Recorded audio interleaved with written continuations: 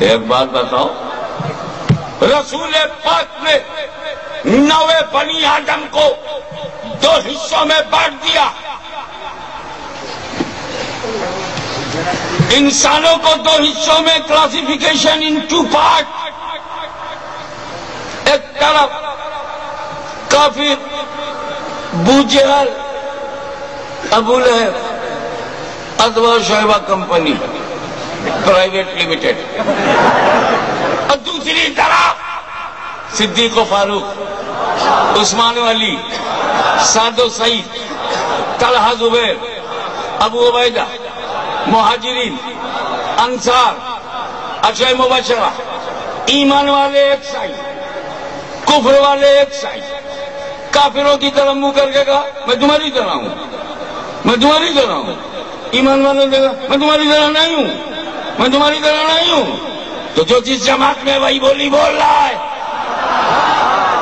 کو کوئی راول پنڈی میں کہ نبی میری طرح، نبی میری طرح. جھگڑا مت کرنا، سمجھ جانا جب نبی نے چھوڑ دیا تو ہم کون ہیں روکنے والے؟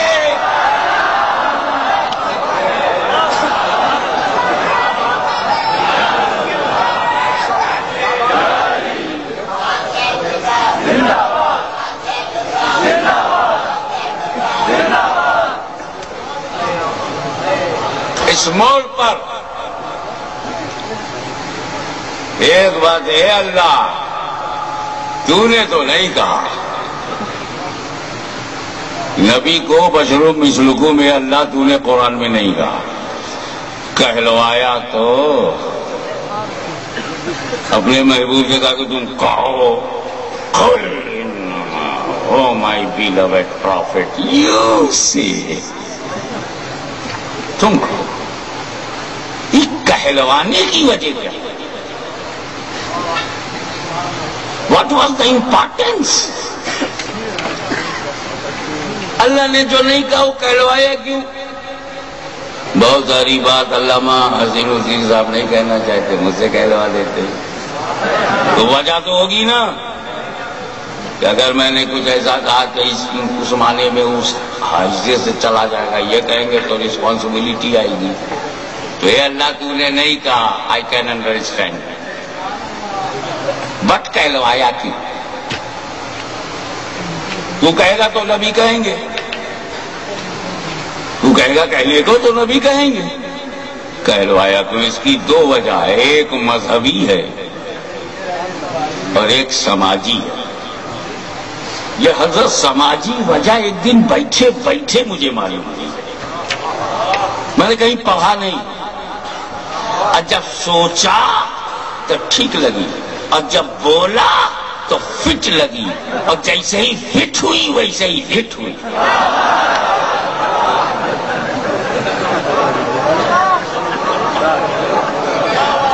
ہاں تھوڑا سا ہنسا کرو، آپ کا ہنسنا بہت ضروری ہے، ہنسو گے نہیں تو پھنسو گے نہیں.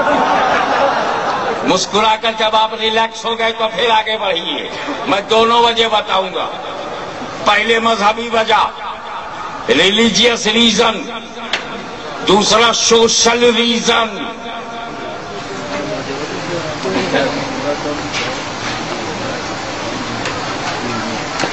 نمرود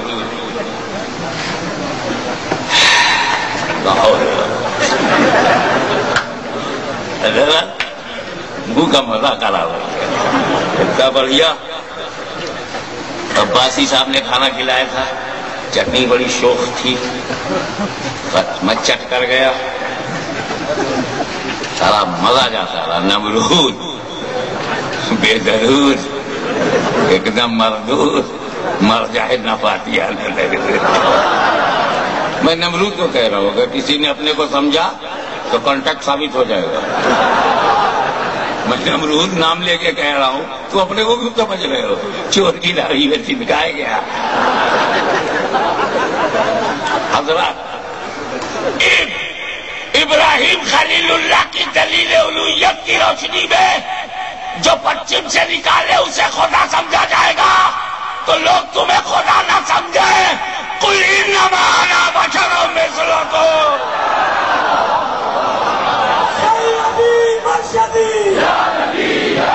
سیدی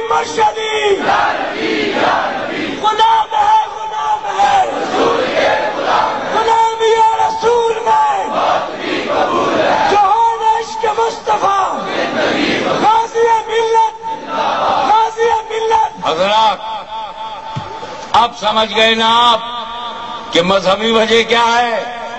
اے رسول، تم نے نکالا ہے نا پچھم سے، تو تم ہی کہو۔ تم نے نکالا، تم ہی کہو۔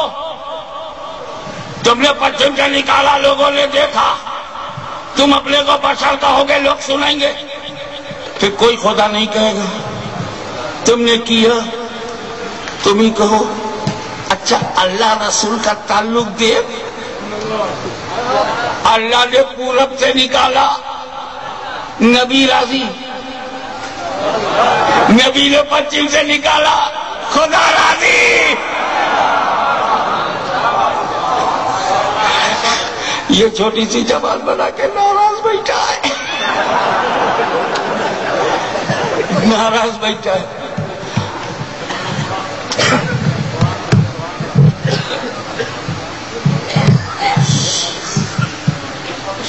ڈوبے ہوئے سورج کو پچھم سے نکالنا تمہارا عمل، بشریت کا اعلان تمہارا قول۔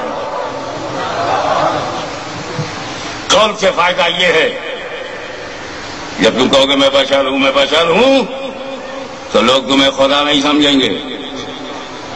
میں بشر ہوں، میں بشر ہوں، میں بشر ہوں، تو لوگ خدا نہیں سمجھیں گے۔ اور جب ڈوبے ہوئے سورج کو پلٹاؤ گے، اپنی طرح نہیں سمجھیں گے، اپنے جیسا نہیں سمجھیں گے، اپنے برابر نہیں سمجھیں گے۔ تم نے کیا، تم ہی کہو۔ دس از دا ریلیجیس ریزن۔ اور سوشل ریزن بھی سن لو، بات مکمل ہو جائے۔ سماجی وجہ،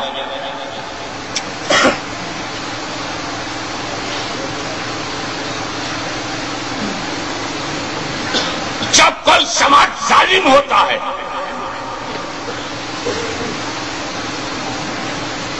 ظلم پر ظلم،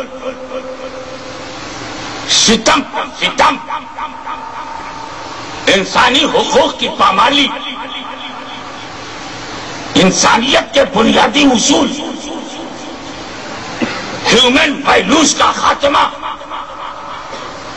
انسانی اقدار کی پامالی، پامال کیے جائے، تو یہ بات،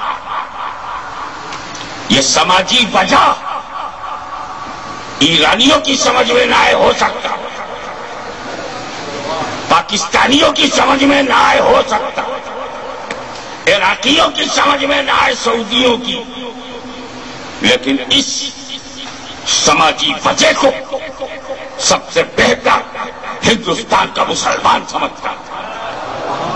میں ٹنکے کی چوٹ پر ہندوستانی ظلم و تشدد کی آنکھوں میں آنکھیں ڈال کے اعلان کلمت الحق کرتا ہوا ظالموں کو بے نقاب کرنے کی جرات،